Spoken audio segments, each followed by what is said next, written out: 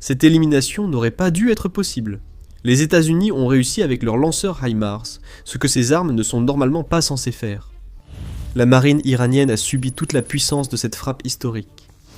C'est un signal, adressé à l'Iran, ainsi qu'au reste du monde, que l'armée américaine est capable de faire quelque chose qu'aucune autre armée n'a jamais réalisé auparavant. Nous venons de voir les États-Unis couler des navires iraniens avec des missiles balistiques lancés depuis un système censé viser uniquement des cibles fixes. Et cela pourrait changer à jamais la façon dont les États-Unis mènent les batailles navales. The War Zone, ou TWZ, a donné les détails, rapportant le 10 mars que les États-Unis utilisaient leur système d'artillerie à haute mobilité, ainsi que des missiles ATACMS à longue portée, contre l'Iran. Ce n'est pas intéressant en soi.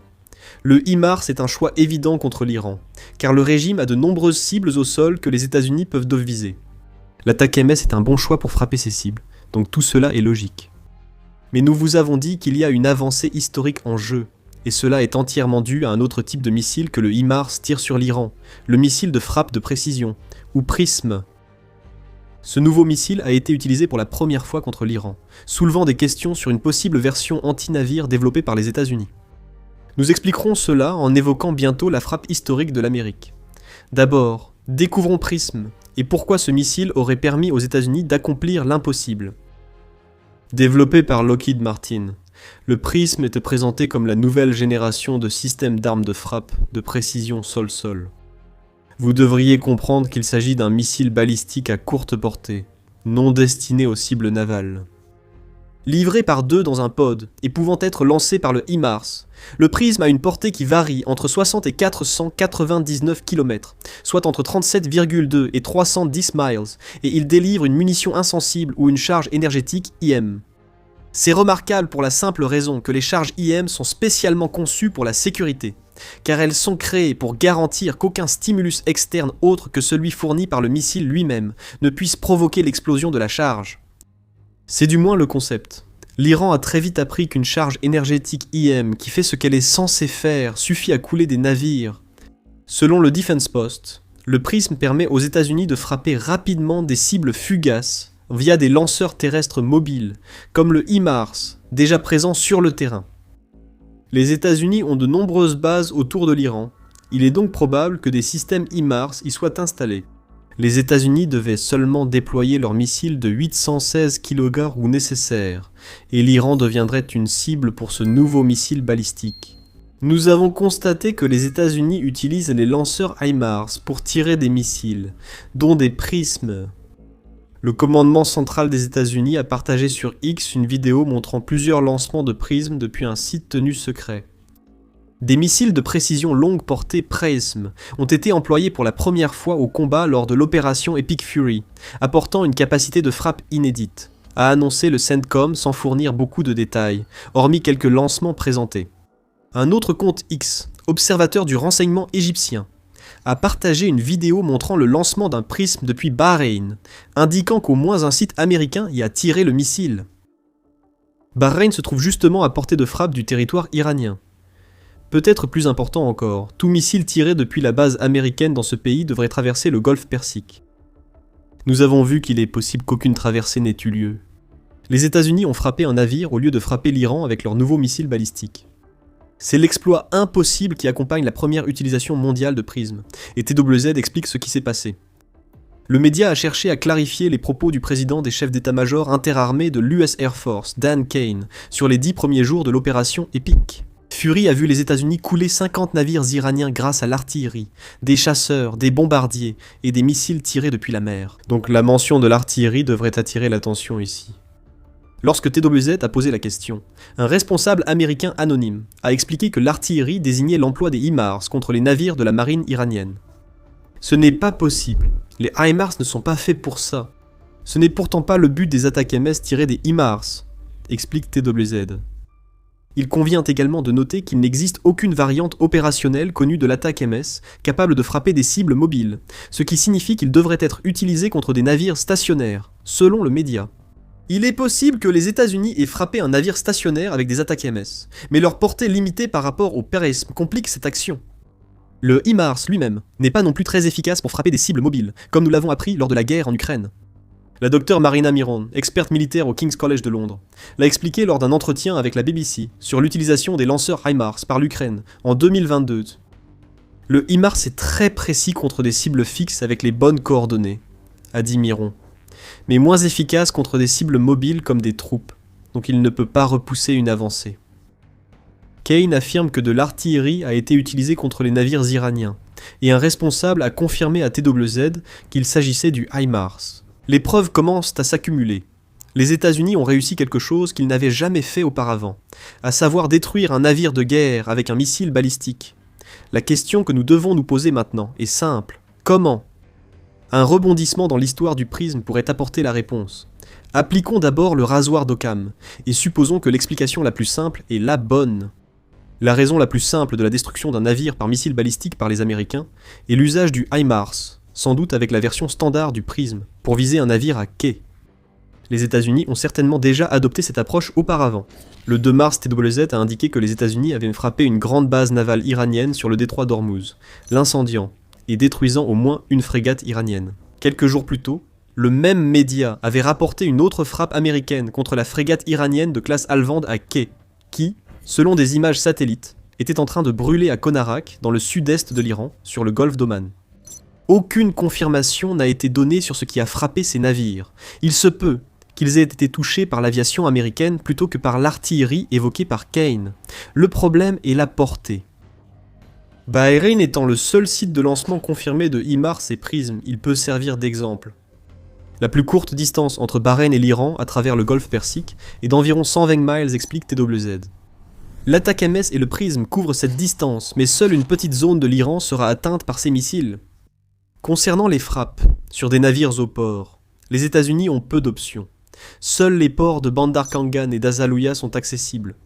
Si l'Iran a stationné des navires de guerre dans ces ports, il est probable que les États-Unis les aient détruits avec des missiles balistiques.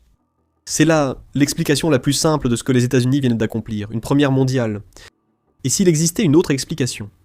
Et si les États-Unis avaient neutralisé un navire de guerre iranien en mouvement grâce à un HIMARS et un missile balistique prisme ? Aussi incroyable que cela paraisse, il est très probable que ce soit bien ce qui s'est passé, et nous allons l'expliquer bientôt. Avant d'aller plus loin, vous regardez The Military Show.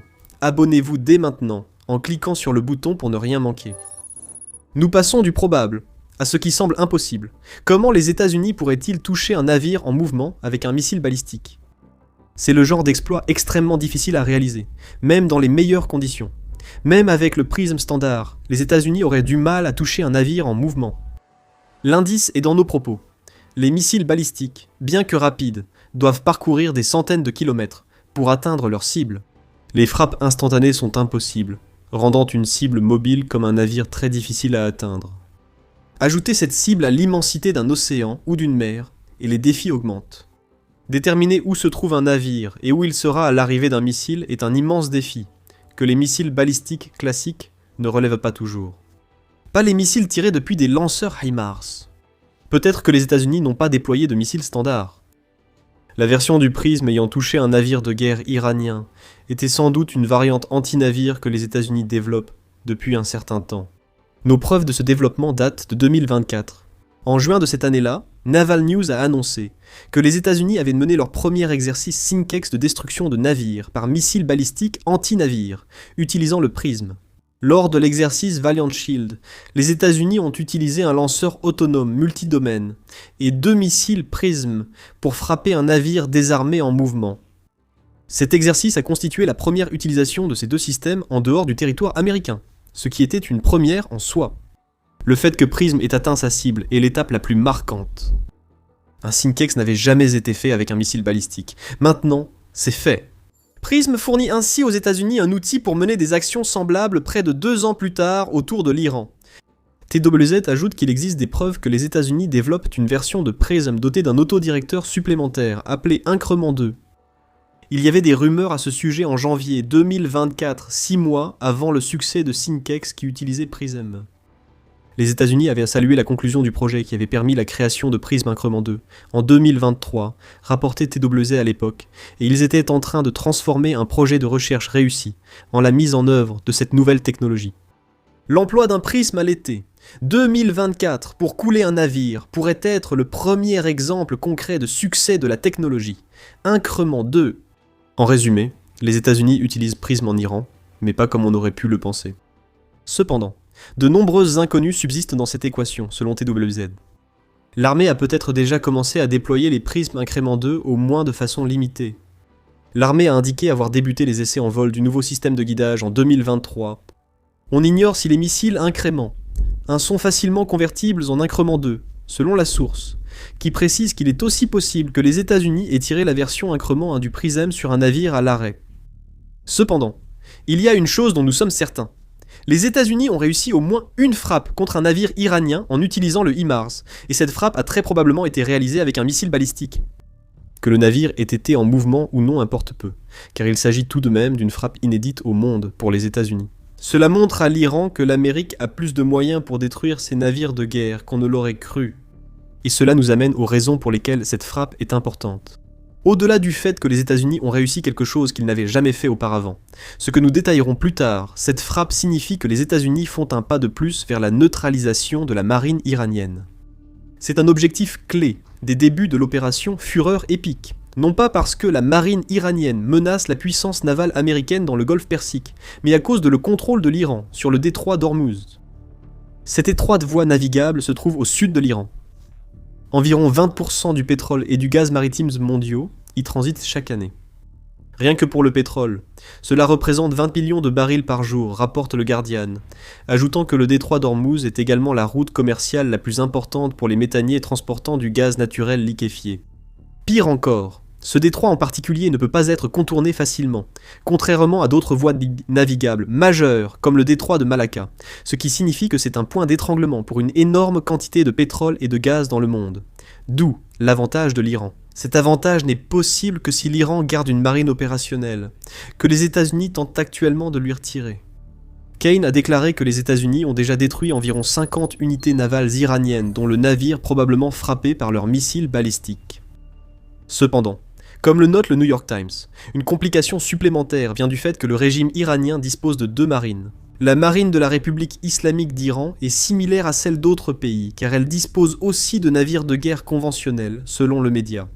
Une seconde marine, opérée par le corps des gardiens de la révolution islamique, utilise de petits bateaux rapides pour patrouiller des voies comme le détroit d'Ormuz, et mener des attaques rapides qui découragent l'utilisation du détroit.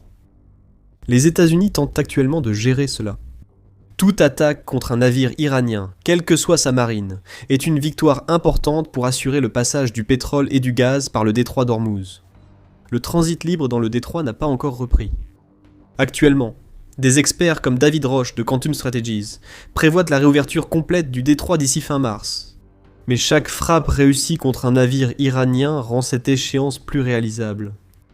Les États-Unis ont aussi frappé des navires iraniens, posant des mines dans le détroit, détruisant ainsi 16 navires de ce type.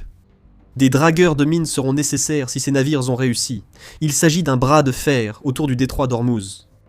La capacité des États-Unis à frapper des navires avec des missiles balistiques complique la situation de l'Iran, dans une guerre navale qu'il est clairement en train de perdre. Voici pourquoi l'utilisation d'un missile balistique par les États-Unis pour détruire un navire est si significative à une échelle plus large.